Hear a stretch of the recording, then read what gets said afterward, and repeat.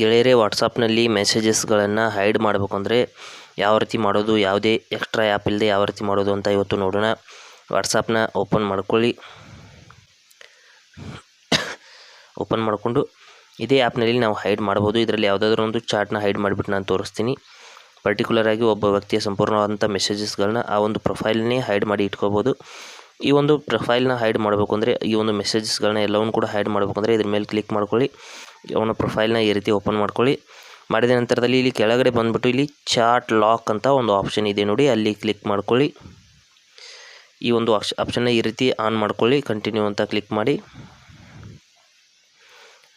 ನಂತರದಲ್ಲಿ ನಿಮ್ಮ phone screen lock ಏನಿದೆ, ಫಿಂಗರ್ ಪ್ರಿಂಟ್ ಇರ್ಬೋದು, ಪ್ಯಾಟರ್ನ್ ಇರ್ಬೋದು, ಅಥವಾ ಏನು ಒಂದು ಪಿನ್ ಇರ್ಬೋದು, ಅದನ್ನು ಹಾಕಿಬಿಟ್ಟು ಈ ರೀತಿ ಆನ್ ಮಾಡ್ಕೊಳ್ಳಿ. ಆನ್ ಮಾಡಿದ ನಂತರದಲ್ಲಿ ಇಲ್ಲಿಂದ ಒಂದು ನಂಬರ್ ಮೆಸೇಜಸ್ಗಳನ್ನು ಸಂಪೂರ್ಣವಾಗಿ ಹೈಡ್ ಆಗುತ್ತೆ. ಆ ವ್ಯಕ್ತಿಯ ಅಕೌಂಟ್ ಅನ್ನೋದು ಸಂಪೂರ್ಣವಾಗಿ ಹೈಡ್ ಆಗುತ್ತೆ. ಅದು ಎಲ್ಲಿ ಹೋಗಿರುತ್ತೆ ಅಂದರೆ ಇಲ್ಲಿ ಮೇಲ್ಗಡೆ ಸ್ವಲ್ಪ ಈ ಕಡೆ ಸ್ವಲ್ಪ ಕೆಳಗೆ ಎಳಿಬೇಕು. ಎಳೆದ ನಂತರದಲ್ಲಿ ಇಲ್ಲಿ ಲಾಕ್ಡ್ ಚಾಟ್ಸ್ ಅಂತ ಇಲ್ಲಿ ಏನೋ ಮೆಸೇಜಸ್ ಇದೆ, ಇದ್ರ ಮೇಲೆ ಕ್ಲಿಕ್ ಮಾಡಿಬಿಟ್ಟು ಈ ರೀತಿ ನೀವು ಪಿನ್ ಅಥವಾ ಪ್ಯಾಟರ್ನ್ ಅಥವಾ ಫಿಂಗರ್ ಪ್ರಿಂಟನ್ನು ಹಾಕಿ ಲಾಗಿನ್ ಮಾಡಿದ ನಂತರದಲ್ಲಿ ಇಲ್ಲಿ ನೋಡ್ತಾ ಇರ್ಬೋದು, ಇಲ್ಲಿ ಒಳಗಡೆ ಹೋಗಿರುತ್ತೆ, ಲಾಕ್ಡ್ ಚಾಟ್ಸ್ನಲ್ಲಿ ಹೋಗಿರುತ್ತೆ.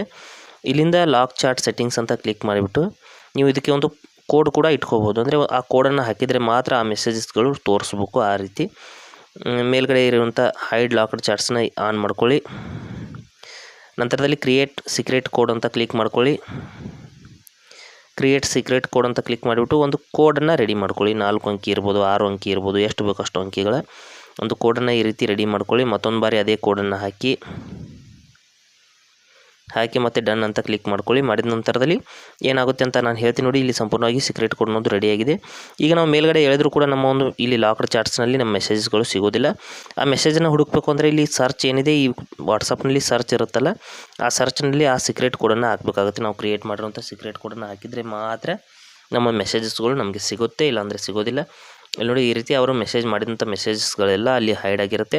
ಆ ಒಂದು ಸೀಕ್ರೆಟ್ ಕೋಡನ್ನ ಹಾಕಿದರೆ ಮಾತ್ರ ನಮಗೆ ಅದು ನೋಡೋದಕ್ಕೆ ಸಿಗುತ್ತೆ.